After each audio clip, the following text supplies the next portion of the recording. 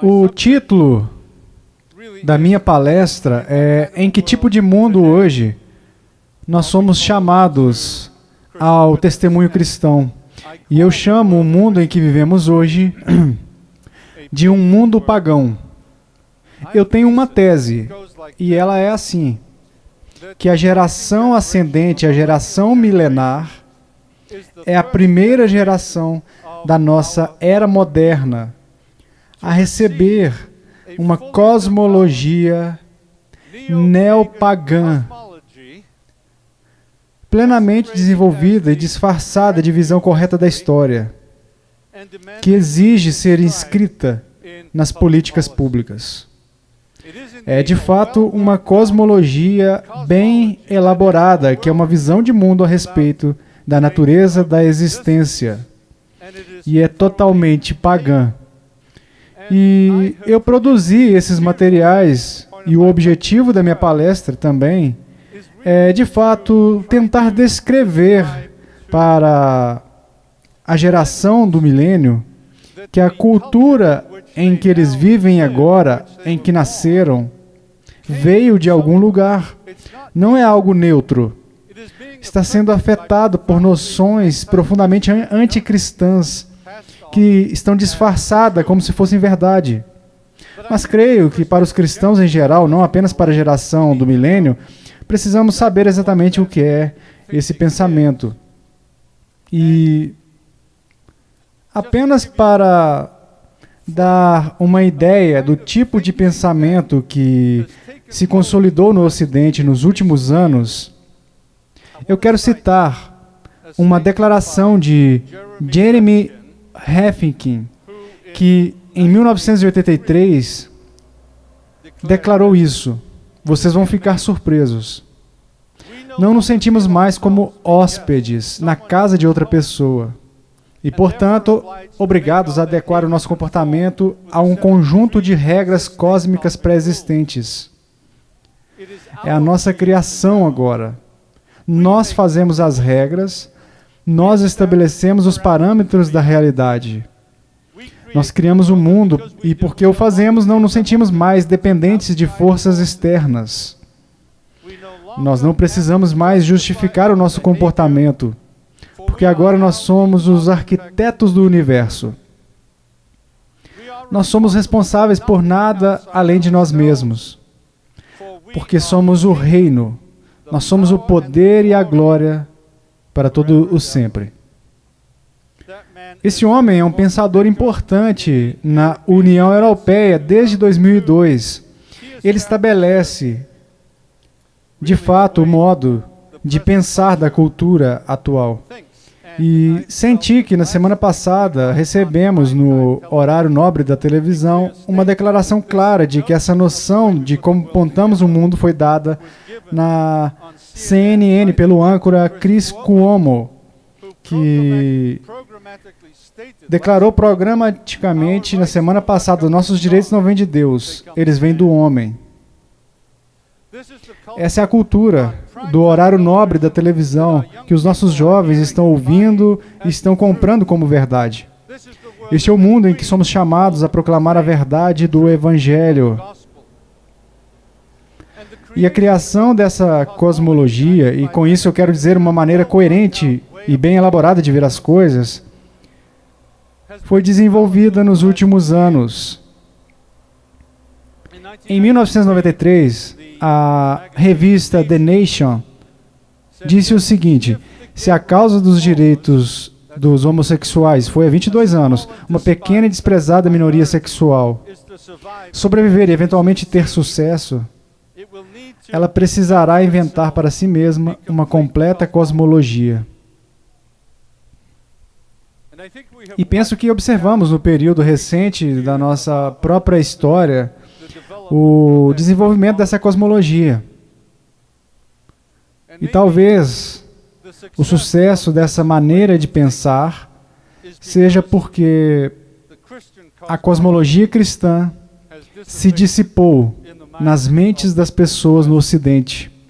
Porque nós passamos por um período em que as pessoas não acreditam mais na Bíblia.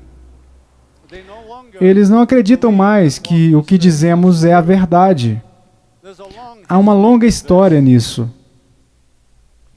Durante a maior parte da história ocidental, o cristianismo dominou. E Deus o Pai foi a noção fundamental de quem Deus é. Mas então nós tivemos o ataque do humanismo secular, que trouxe o seu próprio, ou a sua própria maneira, um declínio do cristianismo, onde o homem é Deus, onde a razão do homem é a única fonte verdadeira. E essa maneira durou, de fato, se você quiser datar, 1789 a 1989. Ou seja, a queda da Bastilha em Paris, a Revolução Francesa e depois a queda do muro em Berlim Oriental, em 1989. Aquele período de 200 anos representa, de fato, o ponto alto do humanismo secular. Penso importante que nós, como cristãos, entendamos essas longas tradições, porque elas afetam a maneira como ainda pensamos. E há muitas pessoas hoje em dia, especialmente nas universidades de nível docente, que ainda acreditam no humanismo secular.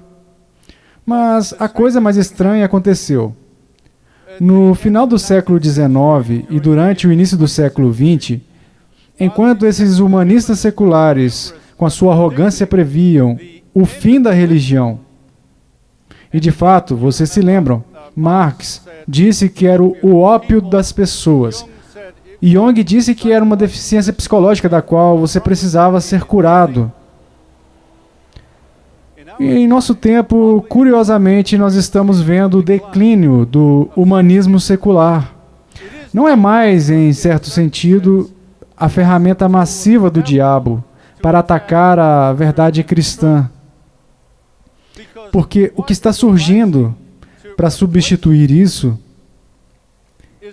é uma crença não em Deus o Pai, mas uma crença no retorno da Mãe Divina. Ou seja, uma rejeição desse racionalismo dos humanistas seculares a um irracionalismo baseado em antigos mitos pagãos. Quem poderia imaginar que essa cultura orgulhosa e sofisticada, baseada na razão, seria agora seduzida pelo mito pagão? Eu creio que é onde estamos hoje em dia. Para muitas e muitas pessoas, se afastando do chamado otimismo do humanismo ateu e secular, materialismo puro, buscando espiritualidade em algum lugar. E ouviram a crítica ao pós-modernismo que fundou o humanismo secular e era totalmente circular, que acreditava que a sua razão era verdadeira, mas não tinha como prová-la, exceto assumindo que a sua razão era a verdade, o que é circular. Então, veio com a crítica do próprio pós-modernismo, que precisava fazer uma afirmação racional de que não há uma afirmação racional. Não há uma verdade. Veja bem, não podemos sair deste mundo que Deus criou, onde precisamos dizer coisas verdadeiras. Mas esses tipos de efeitos produziram e estão produzindo o declínio deste humanismo ateu e secular. No lugar disso, e eu nunca esperei ver isso, quando vim para a América, eu pensei ter chegado à Terra Prometida. Eu pensei que tinha morrido e ido para o céu. E uma das razões era que os ministros podiam jogar golfe de graça nas segundas-feiras. Para um europeu, isso era realmente um milagre. Mas eu cheguei em 64, em um plano diferente daquele dos Beatles, nos dois sentidos do termo. Plano. E descobri uma cultura que era completamente cristã. Eu nunca, em meus sonhos mais loucos, imaginei que este centro da fé cristã está enviando missionários para os confins da terra. Se tornaria uma criação de uma ideia tóxica e pagã neste mesmo lugar, neste mesmo espaço. E isso me fez passar por um choque cultural quando voltei aos Estados Unidos em 91 e comecei a escrever alguns dos livros de que falo. Eu mencionei este livro que acabou de sair há 10 minutos e o filme que a Ligonier produziu há alguns meses. E ambos pertencem um ao outro, então, se vocês estiverem interessados, eu escrevi vários livros porque eu passei por um choque cultural tentando descobrir o que havia acontecido entre 1964, quando vim para os Estados Unidos, e quando voltei em 1991. A América ainda era uma cultura um tanto religiosa, mas estava mudando de religião. E a religião que acredito agora está na base do que chamo de cosmologia pagã. É o romantismo pagão, o culto à natureza. E há um capítulo inteiro neste livro onde eu tento colocar o meu dedo especificamente em um influenciador importante chamado Carl Jung. No início do século XX, ele com Freud basicamente inventaram a psicologia. Mas acredito que Jung conseguiu porque acreditava na espiritualidade e era um tanto crítico, de fato, do humanismo secular. Ele queria um lugar para a espiritualidade, mas não era a espiritualidade da Bíblia. Embora ele tenha sido criado em um lar luterano, seu pai era um pastor luterano. E ele teve essa visão, no início do século XX, de um novo humanismo. E foi baseado em mitos pagãos. Ele era um especialista em alquimia, gnosticismo, hinduísmo. E o seu alvo era eliminar do Ocidente a própria noção de culpa. E ele percebeu que nesses mitos pagãos e no mundo oriental não há culpa.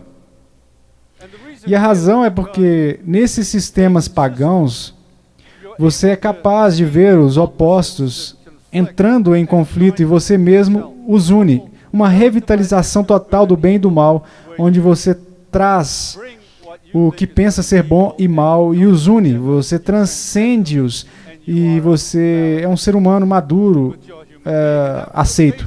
E essa era a base da psicologia junguiana. E ele convidava as pessoas a desenvolverem o senso do inconsciente e das fantasias que o nosso subconsciente desenvolve. Isso soa moderno para vocês? Enquanto nos aglomeramos para ver 50 tons de cinza, as fantasias que aceitamos agora como verdade, onde um homem de 1,80 m com braços peludos pode ir e usar o banheiro de uma mulher porque eles não estão convencidos do que são, você e eu, nós estamos no mundo da fantasia, onde deixamos as noções sólidas do mundo bíblico. E claro, tudo isso está cercado por noções sedutoras de espiritualidade pagã e misticismo do mundo paranormal. De fato, Jung estava envolvido no ocultismo. E ele propôs a libertação para os seres humanos, com base na libertação da espiritualidade por intermédio do paganismo e através do sexo livre. Agora, você pode duvidar que o meu dedo em Jung esteja correto. Mas eu fiquei fascinado ao encontrar um biógrafo desta importante figura, um pesquisador secular de Harvard chamado Richard Noll, que produziu 2 livros a respeito de Jung. E, como intelectual, ele tentou colocar Jung no contexto de toda a cultura ocidental. E, no prefácio do seu livro, ele diz: eu olhei em volta, buscando uma figura de igual importância a Jung em toda a história do pensamento ocidental. E o seu dedo caiu sobre Juliano, o apóstata, que em 358 depois de Cristo, ele foi sobrinho do Constantino. Você se lembra do imperador romano que se converteu ao cristianismo? Este homem foi criado em um lar cristão, Mas quando se tornou imperador, tentou fazer com que o império voltasse ao culto a Ísis, a deusa da magia e do submundo, o culto à natureza. E ele falhou. Dizem que no seu leito de morte, ele pronunciou as palavras: "Você venceu, Galileu." Ele não conseguiu derrotar Jesus. Mas esse homem, Richard Noe, diz que precisamos comparar Young a esse homem, Juliano o Apóstata, porque Young teve sucesso onde Juliano falhou. Juliano tentou fazer o mundo cristão voltar ao paganismo e Young conseguiu. Ele diz que o monoteísmo patriarcal da fé judaica cristã ortodoxa praticamente entrou em colapso e, preenchendo o vazio, encontramos católicos protestantes e judeus adotando sistemas sincretistas alternativos que muitas vezes desmentem uma base nas teorias psicológicas junguianas. Quando eu vim para os Estados Unidos como estudante em 64, em 66, 67, durante um seminário cristão, nós fomos obrigados a estudar este movimento chamado a morte de Deus. Isso se tornou uma ira completa. E enquanto estudávamos esses teólogos que falavam a respeito da morte de Deus, que o homem não precisava mais de Deus, que ele havia atingido a maioridade, nós interpretamos isso como o sucesso do humanismo secular e que a partir de então, haveria cada vez menos espiritualidade na cultura ocidental por causa da morte de Deus. Mas havia um desses teólogos chamado David Miller, um teólogo da morte de Deus, que descobri mais tarde que escreveu um livro em 74 intitulado O Novo Politeísmo. E aqui está o que ele disse, que a morte de Deus, e na verdade eu não percebi isso, era na verdade a morte do Deus da Bíblia, de que eles estavam falando. E esse homem deixou claro, e ele era, a propósito, um estudioso junguiano, que a morte de Deus libertou o Ocidente do imperialismo tirânico do monoteísmo. Então ele disse, na morte de Deus veremos o renascimento dos deuses e deusas da Grécia e da Roma antiga. Isso não é incrível? Em 74, esse homem estava mapeando o futuro e a razão pela qual ele sabia disso era porque ele era um estudioso junguiano e percebeu o poder da interpretação de Jung, de toda a abordagem da psicologia para nos colocar em contato com os deuses interiores. Agora, eu disse a vocês que quando eu vim para os Estados Unidos em 64 e eu descobri a América cristã, eu nunca imaginei que a América seria chamada de uma terra do hindu. Mas eu tenho lido livros ultimamente que defendem fortemente que isso se tornou uma realidade. Philip Goldberg, American Veda, de Emerson e Beatles para yoga e até como a espiritualidade indiana mudou o Ocidente. Um livro publicado em 2009 reconhece o quão orientais, quão hindus nos tornamos. A Newsweek declarou, agora somos todos hindus, como todos nós usamos esses termos orientais como mantra e praticamos yoga.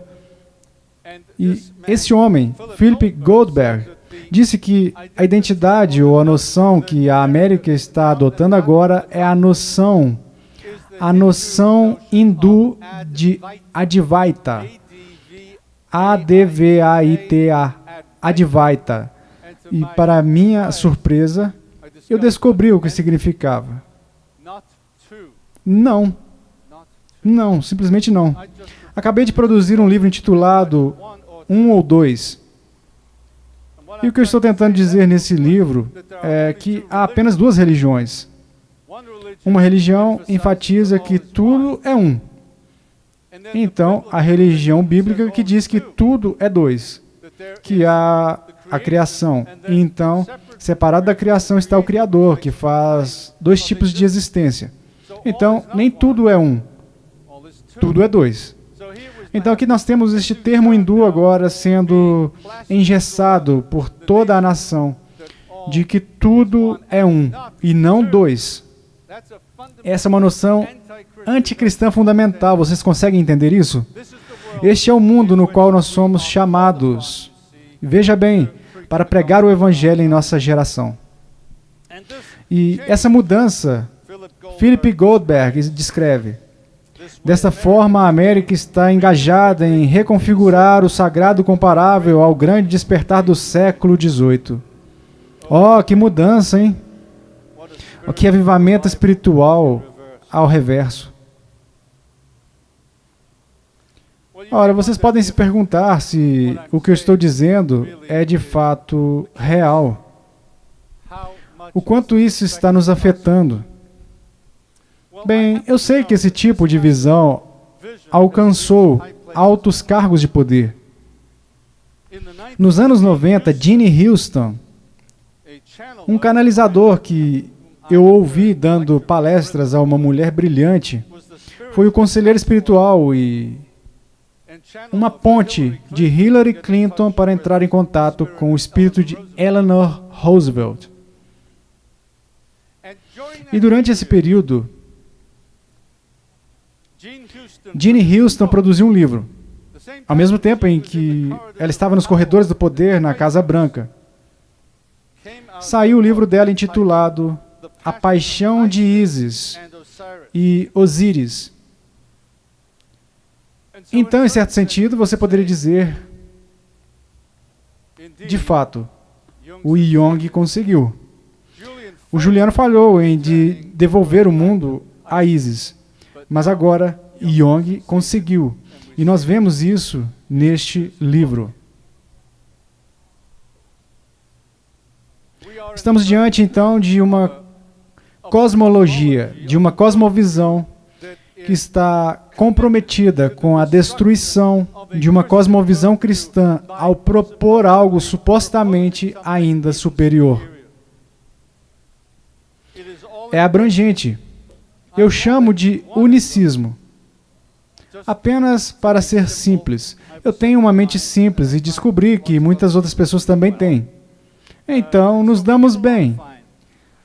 Há apenas duas religiões, eu diria. A religião de um ismo ou a religião de dois ismos. No unismo, tudo é um. Não há distinções reais, tudo é feito da mesma matéria. A matéria é eterna e há essa centelha de divindade dentro dela. Então podemos adorá-lo. Então essa é a base da adoração à natureza. Não há categoria para o pecado. Porque pensem em um círculo. Tudo está dentro do círculo. Pedras, árvores, o bem e o mal, o homem e Deus. Tudo é um.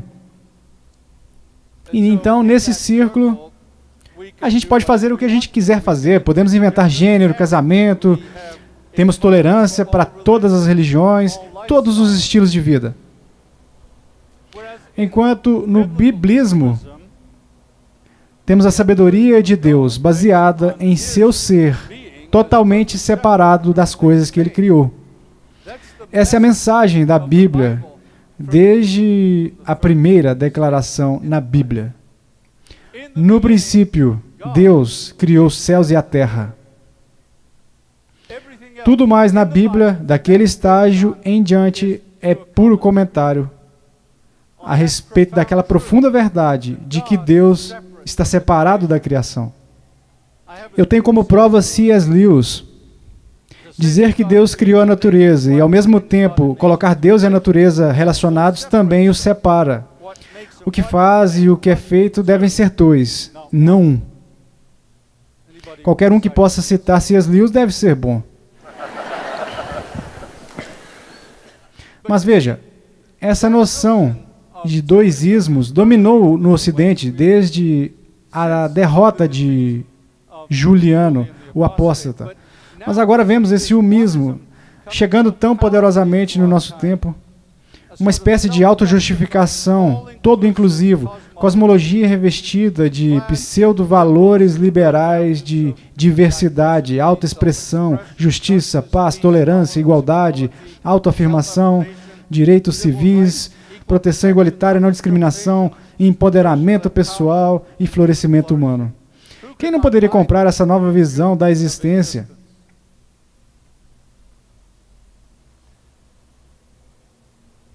Como vocês podem ver, venho acompanhando essas coisas há algum tempo. E eu fiquei intrigado ao ler um livro intitulado Androgínia para uma Nova Teoria da Sexualidade, publicado em 77 por uma psicóloga chamada June Singer. Agora, ela era uma amiga pessoal de Jung. Ela estava ao lado da sua cama quando ele morreu. E ela escreveu neste livro pedindo uma nova visão da sexualidade, ou seja, a união dos dois gêneros, masculino e feminino, que é o que é androgínia.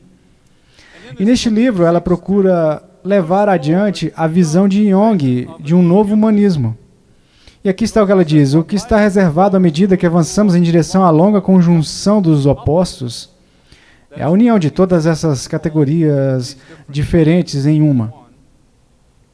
A questão é, a psique humana pode realizar o seu próprio potencial criativo através da construção de sua própria cosmologia e do fornecimento dos seus próprios deuses. Aí está.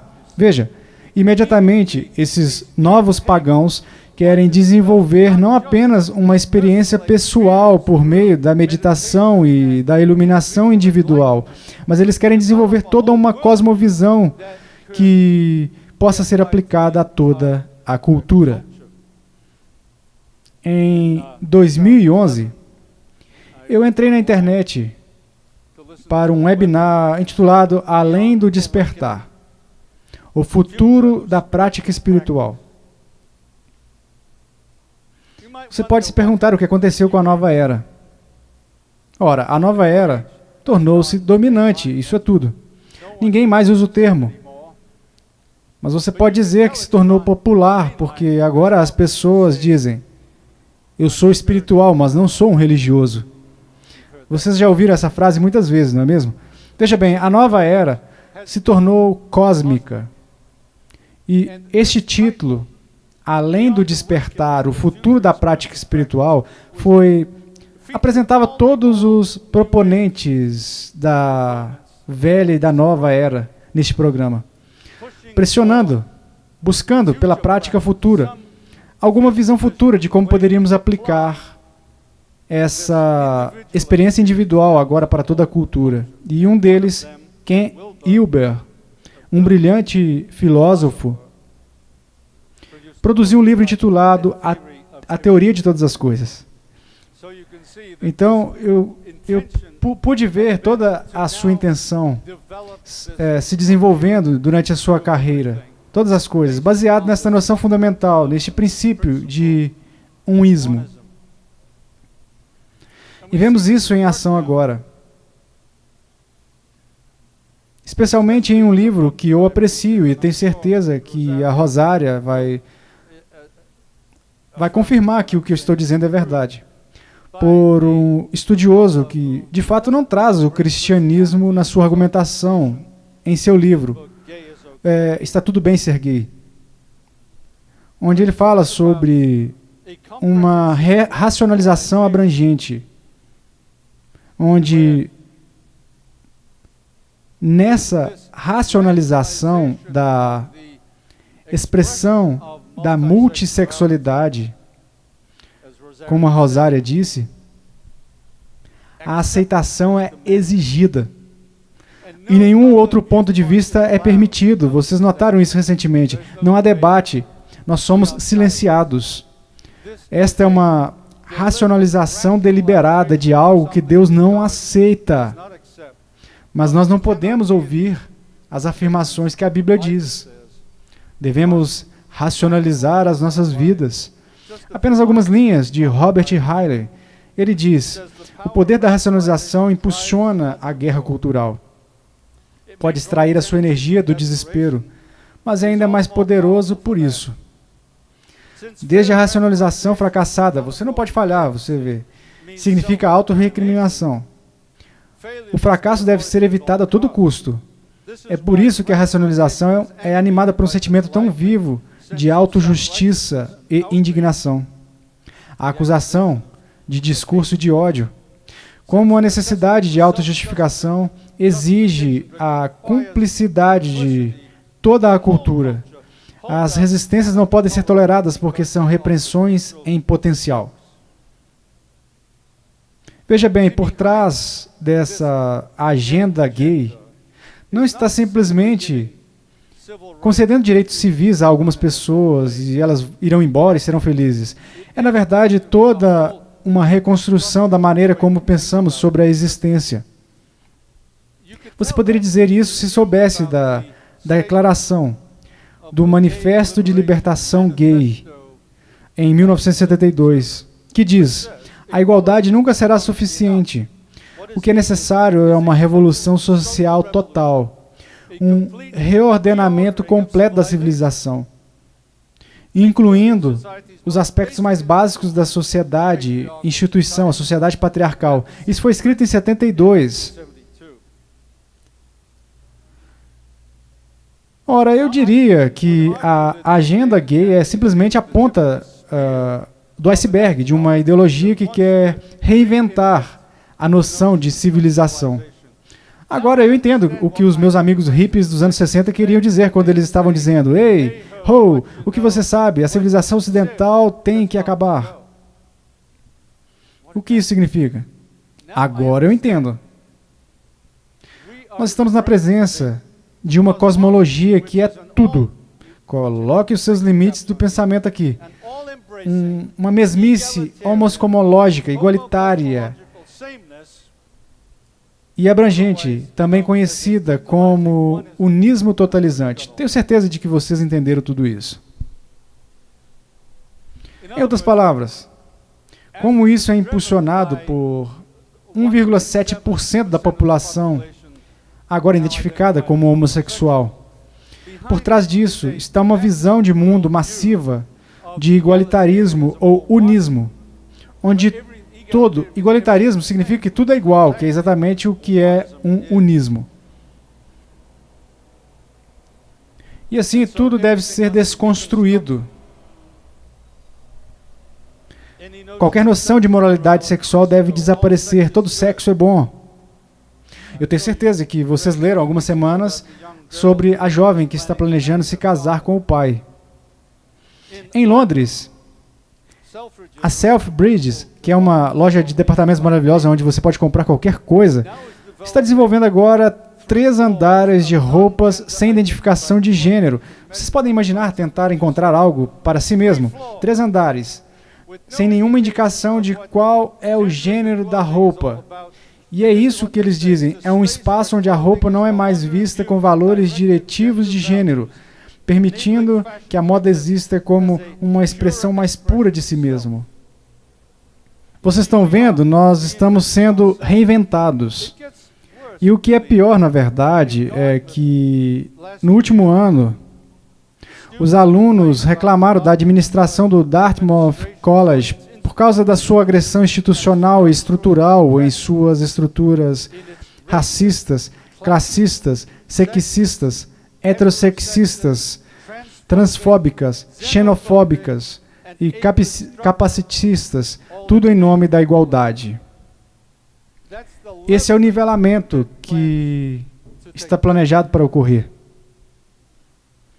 E, de fato, enquanto isso é uma linguagem típica dos estudantes, está dando a expressão a um movimento muito maior ao qual eu venho tentando falar com vocês, que é uma compreensão do mundo a partir de uma noção profundamente pagã.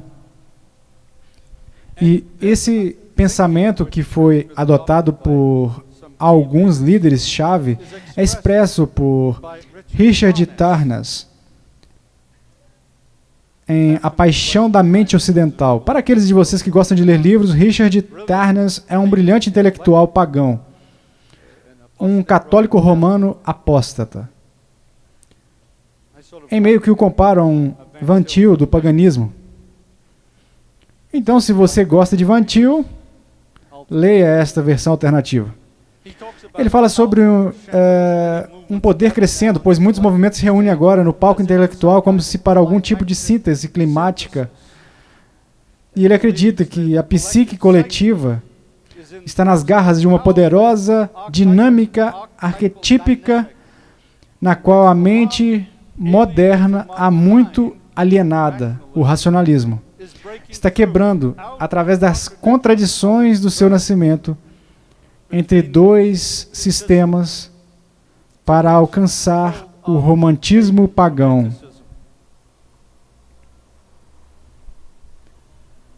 E esta é realmente a agenda. Reunir esses intelectuais racionalistas com uma nova forma de espiritualidade.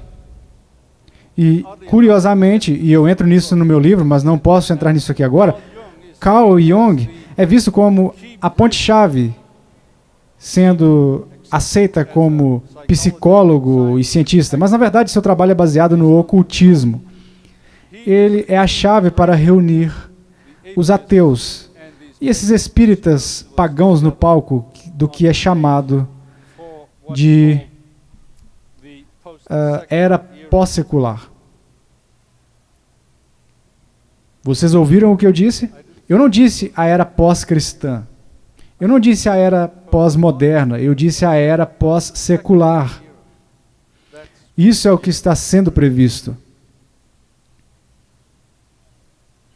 Portanto, eu gostaria de sugerir que, como a geração do milênio e aqueles de vocês que conversam com eles, precisam perceber, o que vi em minha vida não é uma mudança cultural típica, à medida que as gerações passam o bastão dos velhos para os jovens.